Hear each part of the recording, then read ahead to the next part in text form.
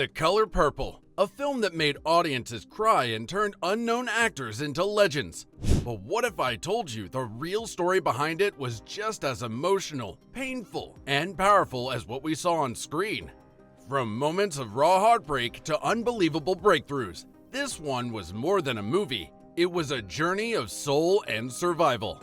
Number 1. Whoopi Goldberg wasn't a star, she was a comedian with a dream. Before she became Celie, Whoopi was doing stand-up in small clubs in New York, performing characters she created to survive poverty and grief. When she auditioned for The Color Purple, she didn't come in with an agent or fame. She came in raw. Halfway through her reading, she broke down crying, her voice shaking, and Spielberg stopped the room. He later said, "That was the most honest emotion I've ever seen in an audition." In that moment, everyone knew Celie had found her face. Not a Hollywood actress, but a real woman who'd lived pain and laughed in equal measure. Number 2. Oprah Winfrey almost didn't even try. At the time, Oprah was just a local talk show host in Chicago. Not yet the media icon we know. She sent in an audition tape on a whim, convinced it would never reach Spielberg. Months passed with no reply, and she assumed it was all over. Until she got a call saying he wanted her for the role of Sophia. Oprah said she literally dropped to her knees and cried. It felt like a miracle, she recalled. What's even crazier, she showed up to her audition barefaced and unpolished after being told she looked too glamorous. She stopped using makeup, deodorant, perfume, everything, just to feel real. That authenticity won her the part. Number 3. The emotional weight on set was almost unbearable. The Color Purple wasn't just filmed, it was felt. Every day on set carried the emotional gravity of a century's worth of pain. They weren't just acting scenes of racism, trauma, and abuse. They were reliving the echoes of real history. The North Carolina heat only amplified it. The air felt heavy, the days long, and the tears real.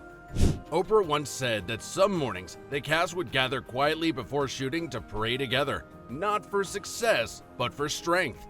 Whoopi would sometimes stay in Celie's headspace long after the camera stopped, sitting silently between takes, her eyes distant.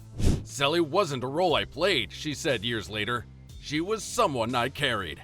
The emotion wasn't fabricated. It was inherited, passed down through generations, and it settled deep in the cast's bones. Number 4. Spielberg, the master of wonder, had to learn pain.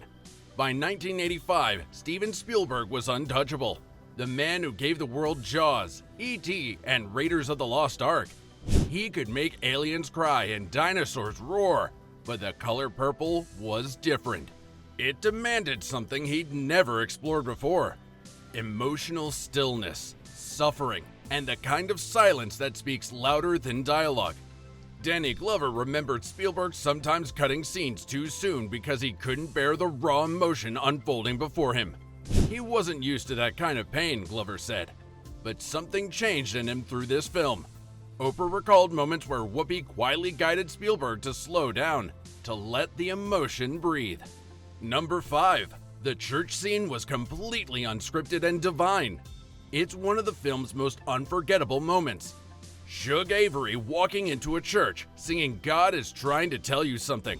What most people don't know is that the entire scene was unplanned magic.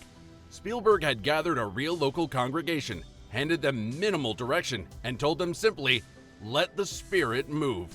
And it did. The choir's harmonies, the swaying bodies, the tears streaming down faces. None of it was rehearsed. The music just happened. Oprah later said that when she watched the scene unfold, she got chills. It wasn't acting, she said. It was worship. Even Spielberg admitted he'd never experienced anything like it on a set, that something sacred took over that day. Number 6. The music changed the film's entire heartbeat. For the first time in his career, Spielberg didn't turn to his usual collaborator, John Williams.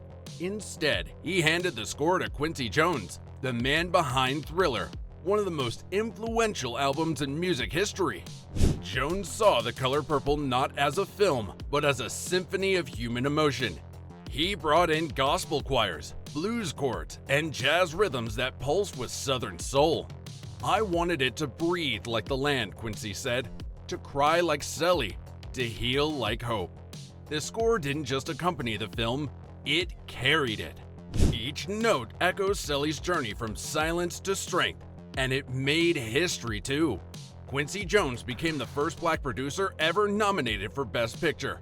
Spielberg later said, Quincy didn't just score the movie, he gave it a soul. Number 7. The love between Celie and Shug was cut short by fear. In Alice Walker's original novel, Celie and Shug share a love that's tender, transformative, and brave. It's not just romantic, it's Celie's first taste of self-worth, her discovery that love can be healing instead of hurtful. But when the film was being made, the studio grew nervous. They wanted something safe, something family-friendly. Spielberg, still early in his journey as a dramatic director, admitted later, I wasn't brave enough. I played it safe.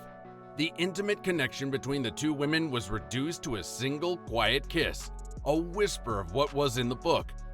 Whoopi defended him years later, saying he did the best he could in a world not ready for that kind of love. Number 8. The dinner table explosion was completely unscripted. When Sophia finally stands up for herself, that raw emotional outburst wasn't planned at all. Spielberg told the cast to just live the moment, and Oprah's fury erupted naturally. The room went silent, even the crew stopped moving. Danny Glover said nobody breathed after that take. Spielberg didn't yell cut, he just let the silence hang. The tears, the trembling, the stunned faces, all of it was real. Number 9. The world of The Color Purple was built from scratch. Transforming 1980s North Carolina into early 1900s Georgia wasn't easy. It was like time travel through sweat and sawdust. The crew repainted buildings, covered asphalt roads with dirt, and disguised modern power lines with hand-painted backdrops. They even dyed entire fields in shades of lavender and deep violet, creating that haunting dreamlike landscape that gives the movie its name. Production designer J. Michael Riva and costume designer Aggie Gerard Rogers treated every detail like archaeology. Rogers spent weeks hunting through old thrift stores and estate sales to find authentic fabrics from the early 20th century. And number 10. The Oscars broke hearts, but the legacy outlived gold. When the nominations were announced, The Color Purple made history, with 11 Academy Award nods, including Best Picture, Best Actress, and Best Supporting Actress. But on Oscar night, it went home with nothing. Not one win. The silence in the room was deafening. Critics called it the greatest Oscar injustice since Citizen Kane. Yet for the cast and crew, it was a bittersweet triumph. Whoopi said she didn't need the statue to feel validated. That movie gave me my life, she said simply. Spielberg, who wasn't even nominated for Best Director, took it with quiet grace. Awards fade, he told reporters. This story doesn't. And he was right. Almost 40 years later, The Color Purple still moves people. Not just because of its story, but because of the truth behind how it was made. Hit that subscribe button. We've got plenty more behind-the-scenes secrets coming soon.